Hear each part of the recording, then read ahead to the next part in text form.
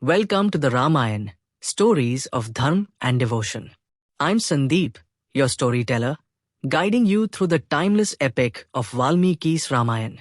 While our narrative is primarily rooted in Valmiki's original text, we also weave in stories from other Indian texts to provide a wholesome understanding of this eternal tale. In today's episode, we delve into the heart-wrenching moment when Ram and Lakshman return to find their ashram empty and Sita missing. This pivotal chapter takes us through their anguish, their search for answers, and the first signs that reveal the identity of our abductor. Let us journey together through this tale of love, loss, and unwavering resolve. Ram stood over the lifeless form of the golden deer, its shimmering coat fading into the dark flesh of Maricha's Rakshas form. Maricha's final cry, a desperate call mimicking Ram's voice, still echoed faintly through the forest. Realization dawned on Ram. This was no ordinary deer, Ram murmured, his face clouded with dread. It was a Rakshas ploy to separate me from Sita and Lakshman. Sita! His heart raced with urgency. Lakshman must have stayed behind. She'll be safe. Yet, doubt gnawed at him. Slinging his bow across his back, Ram broke into a sprint, navigating the dense forest with the ease of a seasoned warrior. Each step felt heavier as an unshakable sense of foreboding loomed over him. Ram stood amidst the tall trees, his sharp eyes scanning for any sign of the golden deer's illusion or Sita's whereabouts. As the echoes of Maricha's cry faded into the rustling leaves, a figure emerged from the shadows, Lakshman, his face pale with worry. "Lakshman!" Ram exclaimed, his voice a mixture of relief and alarm. "Why are you here? Where is Sita?" Lakshman halted a few steps away, his shoulders slumping under the weight of guilt. "Brother," he began hesitantly, his voice barely above a whisper, "I left Sita at the ashram and came here to see if you need my help." Ram's expression shifted from confusion to a thunderous rage. "You left her? Alone? Lakshman, I entrusted you with her safety. How could you abandon her, knowing the dangers that lurk in this forest?" Lakshman lowered his gaze, unable to meet his brother's fiery eyes. "Forgive me, brother," he said, his voice trembling. "I stayed as long as I could, but then I heard your voice. At least, I thought it was yours. A cry for help, filled with pain and desperation. Sita urged me to come to your aid. She feared you were in mortal danger." Ram's brows furrowed as he took a step closer to Lakshman, his voice cutting through the forest like a blade. "You thought I was weak? That I could not handle myself against some Rakshas? Lakshman, have you so little faith in me that you would abandon Sita to satisfy her fears?" "No, brother," Lakshman replied, his voice breaking with emotion. "It was not doubt in your strength, but my inability to withstand her pleas. She accused me of harboring selfish intentions, of disregarding your life." Her words struck my heart like arrows. I could not bear it. Ram's anger softened, replaced by a pained understanding. He took a deep breath, the tension in his shoulders easing slightly. "Lakshman," he said more calmly, though his voice still carried the weight of sorrow, "Sita's fear may have clouded her judgment, but your duty was clear. Her safety must always come first. You allowed emotion to overrule reason." Lakshman nodded, his eyes glistening with unshed tears. "I see my folly now, brother. The Rakshas preyed on our bond and her fears to separate us. I should have stood firm, but instead I let doubt and panic guide me. I will accept any punishment you deem fit." Ram placed a hand on Lakshman's shoulder, his grip firm but carrying a note of urgency. "Lakshman, what's done is done. We cannot afford to dwell on this now. Let us return to the ashram immediately and hope that Sita is safe. Nothing must have happened to her." Lakshman, still shaken but emboldened by Ram's composure, nodded quickly. "Yes, brother, we must hurry. I pray to the gods that my momentary lapse has not brought harm to Sita." Ram's eyes, though filled with concern, remained steady. "We cannot waste a moment. We will know soon enough. But until then, keep faith that the ashram has protected her. Let us move swiftly. Without another word, the brothers broke into a run, their footsteps pounding against the forest floor. The familiar paths through the Dandaka Forest blurred past them as urgency spurred their movements. Ram's heart raced, his mind a storm of hope and apprehension. Sita is wise and strong. She would not leave the ashram easily. Surely she is waiting for us, unshaken by fear. Yet, an unsettling thought gnawed at the edges of his resolve. What if? No, I must not let doubt weaken me. Beside him, Lakshman's silent prayers echoed in his mind. May the gods forgive my folly and keep Devi Sita safe. I will not let my error harm her or my brother's trust again. As the brothers neared the ashram, the ominous quiet of the forest grew heavier around them, each step bringing them closer to the moment of truth. As Ram and Lakshman approached the ashram, the familiar surroundings that once felt like a sanctuary now seemed desolate. The birds that usually chirped in the background were silent, and an unnatural stillness hung in the air. Sita, Ram called out as they neared the clearing, his voice filled with urgency. Sita, I am here. Lakshman and I have returned. There was no reply, only the soft rustling of leaves in the wind. Ram's steps quickened as he reached the entrance of their humble dwelling. He looked around, his eyes scanning every corner of the ashram. The flowers Sita had been arranging that morning lay scattered on the ground, as though abandoned in haste. Ram's heart sunk. Sita, he called again, louder this time. His voice echoed in the emptiness, carrying his mounting dread.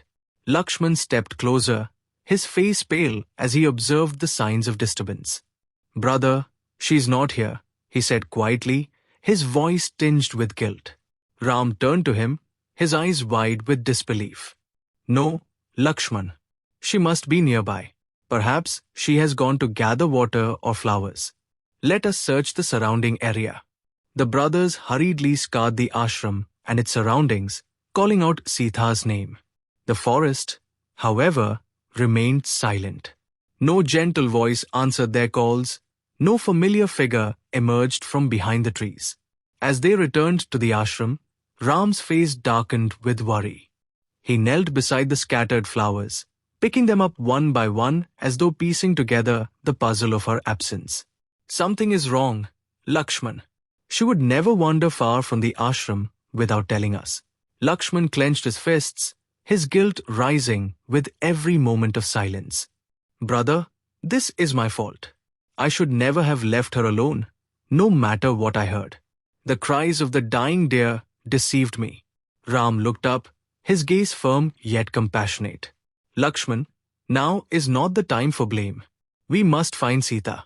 This forest holds many dangers, and the longer we delay, the greater the risk. His voice grew softer, almost as though he was speaking to himself. Sita is strong and wise, but she is also kind and trusting. If someone or something has taken advantage of her goodness, Ram couldn't bring himself to finish the thought. Rising to his feet, he said, Come, Lakshman. We will search until we find her. Together, the brothers left the ashram, their hearts heavy with a growing fear they dared not voice. As Ram and Lakshman wandered through the forest in search of Sita, a strange energy seemed to envelop the trees and the land around them. The forest, which had always been a place of solace and beauty, now felt like a labyrinth of sorrow. Ram's sharp gaze scanned every leaf, every branch, and every inch of the forest floor, seeking any sign of Sita's presence. Brother, Lakshman said quietly, this place, it feels as though it knows something. There is a heaviness here, as if the trees themselves bear witness to her absence. Ram nodded, his eyes distant. Sita's spirit is in harmony with nature. The forest would never betray her. Let us look more closely. Perhaps the land itself will guide us. As they moved deeper into the woods, Ram noticed the flowers strewn along their path. The vibrant petals, once arranged with care in the ashram, now lay scattered and broken.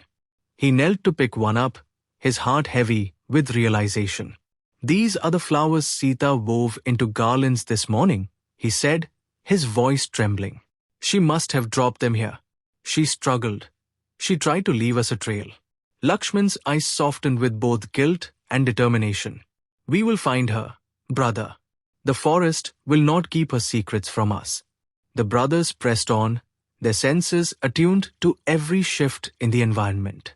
A sudden gust of wind rustled the leaves above them, carrying a faint murmur. Ram paused, tilting his head as though listening to an unseen voice. "Do you hear it, Lakshman?" he asked. "The wind carries something, a message." Lakshman strained his ears, but he could only hear the rustling of the trees. "What does it say?" Ram closed his eyes, his connection to the natural world deepening. "It is as though the forest whispers her name, calling out to us. It speaks of sorrow, of separation." The brothers reached the banks of the River Godavari, its waters glistening under the fading sunlight. As Ram knelt by the river, he felt an inexplicable pull toward its currents. "O goddess Godavari," Ram said, his voice filled with reverence, "you who nurtured us during our exile, tell me, have you seen Sita? Has she called upon you for aid?" The river seemed to ripple in response, its currents swirling as though awakened by his words. The gentle lapping of the water against the shore grew louder, forming patterns that resembled words. Ram and Lakshman watched in awe as the river seemed to speak through its movements. "She came to me," Ram murmured, translating the silent message. "She cried out to me through you, asking that her plight be carried to my ears. She was taken by a force that defied her strength, her tears mingling with your waters." Lakshman's hands tightened into fists. "Brother, the river bears witness to her capture. Whoever has taken her will pay dearly for this." Ram stood, his expression resolute. "Sita called upon not just the river, but the forest itself. Let us continue. Nature will guide us." As they moved on, the trees seemed to lean toward them, their branches whispering secrets. Birds perched on nearby branches chirped frantically, as though eager to convey what they had seen. A broken trail of foliage led them deeper into the woods, where the air grew still. They came upon a patch of trampled grass, the signs of a struggle evident. Ram knelt beside the disturbed earth, his fingers brushing against the crushed blades of grass. "Here," he said softly, "she resisted. Her will is unbreakable." The brothers continued their search, guided by the silent yet persistent voices of the forest. The flowers that Sita had addressed earlier seemed to bow in their direction, their petals pointing the way. The gentle rustling of the leaves and the whispers of the wind formed an unbroken thread of clues, weaving the story of Sita's abduction. Finally, they reached a spot where the air seemed heavy with sorrow. The vines hung low, as if mourning. A small patch of earth bore the imprint of something heavy, a figure that had rested briefly.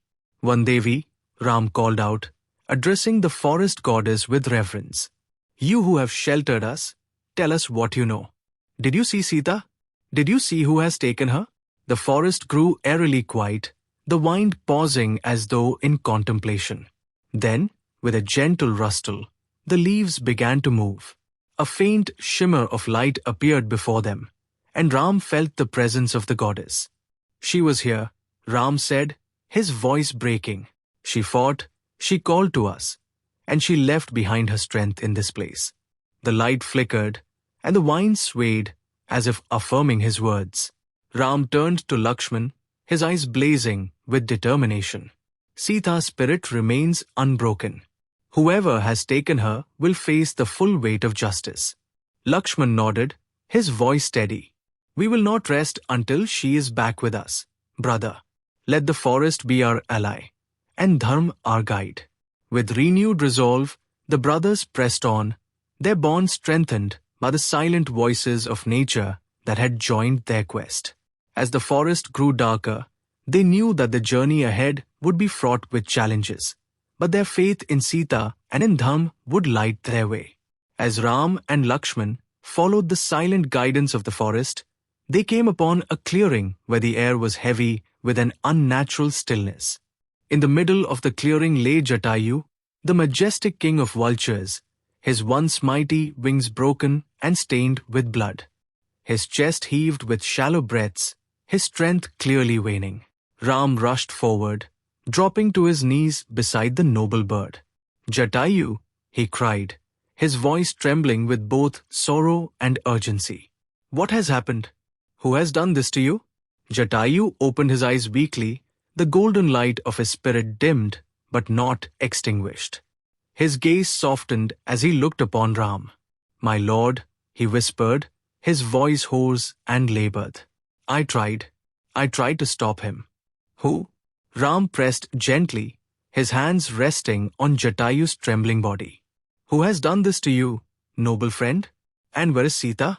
Jatayu's breathing faltered, but his resolve was unyielding. "Raavan, the king of Lanka," he managed, his voice strained but steady. "He has taken Devi Sita. He soared above this forest in his Pushpak Viman, and I stood in his way. I fought him with all the strength I could muster, but he was too powerful." Lakshman knelt beside Ram, his own eyes glistening with tears. "You are a hero, Jatayu," he said softly. "You have shown courage beyond measure. Your sacrifice will not be forgotten." Jatayu shook his head slightly. "I could not save her," he said, his voice breaking. "Forgive me, Ram. I failed in my duty to protect her." Ram placed a hand on Jatayu's brow, his touch tender and reverent.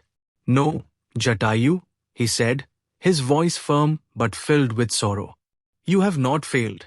You have honored Dharma in the highest way, by standing against evil and protecting the innocent. Your sacrifice is greater than any victory. I thank you from the depths of my heart, for you have given everything to defend Sita."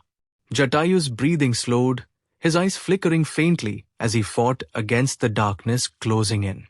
Ram gazed at him, his expression a mixture of sorrow and profound respect. He spoke, his voice steady yet filled with emotion. "Jatayu, as long as my name is spoken, so too will yours be remembered. Your bravery and sacrifice are now a part of my story. Your valor will echo through the ages." Lakshman, standing beside Ram, nodded solemnly, his own heart heavy with grief. The promise that Ram spoke was not just a reassurance, it was the truth. By intertwining Jatayu's legacy with his own, Ram fulfilled the blessing that Sita had earlier bestowed upon the noble bird, that he would always be remembered. As Jatayu's body stilled, his spirit found peace. The forest around him seemed to hum with a quiet reverence, as if acknowledging the noble sacrifice. Ram's words had ensured that Sita's promise would be fulfilled, and Jatayu's name would forever remain immortal in the annals of Dharma. Ram turned to Lakshman, his gaze steady but filled with the weight of sorrow. "Lakshman," he said softly, "Jatayu was not just a noble soul who stood against Raavan. He was a dear friend of our father, King Dashrath. To honor him in his passing is akin to honoring our own father. When Dashrath left this world, we could not be there to perform his last rites. That pain has stayed with me, and today, by performing Jatayu's last rites, I feel as though I am finally paying homage to our father's memory." Lakshman's expression shifted to one of deep emotion. "Brother," he said, his voice trembling, "you are right. I too carry the burden of not being there when our father needed us the most. I loved him deeply, and not being able to bid him farewell is a regret that lingers in my heart. Let me also take part in these rites for Jatayu. In doing so, I feel I will be honoring father's memory as well." Ram placed a hand on Lakshman's shoulder, his touch both comforting and understanding. "Lakshman, this is a duty we shall share, for our father's memory and for Jatayu's immense sacrifice. Together, we will ensure that his soul is honored as he deserves." The brothers worked side by side to prepare the ceremonial rites, their actions deliberate and reverent. Ram collected water from a nearby stream, while Lakshman gathered wood for the pyre.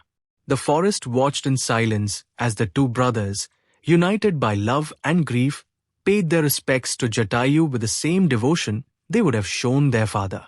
As the flames rose from the pyre, both Ram and Lakshman folded their hands in prayer, their voices intertwining in solemn chants. Ram's voice carried the weight of his gratitude and sorrow. Jatayu, noble soul, you were a protector of Dharma and a true friend to our father. Your sacrifice will forever be remembered. May your soul find peace in the highest realms. Lakshman added, his voice filled with emotion. Jatayu, your bravery and devotion have left an indelible mark on our hearts. In honoring you, we honor the legacy of King Dashrath and all that he stood for. The flames danced higher, illuminating the forest with a golden glow, as the brothers remained in silent prayer. Together, they fulfilled their sacred duty, honoring Jatayu not only as a protector of Dharma, but also as a cherished connection to their father.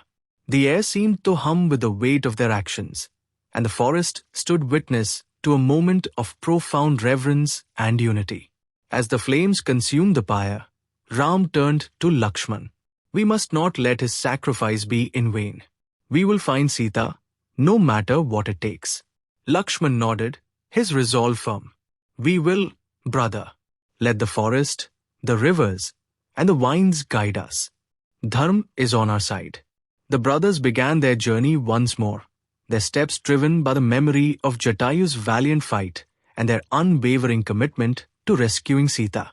The noble vulture's sacrifice had strengthened their resolve, and his name would forever echo in the annals of history as a symbol of courage and selflessness.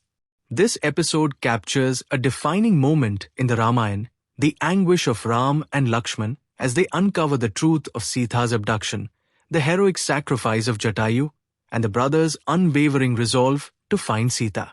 In the next episode, we will follow Ram and Lakshman as they encounter new allies and face unexpected challenges on their quest to rescue Sita.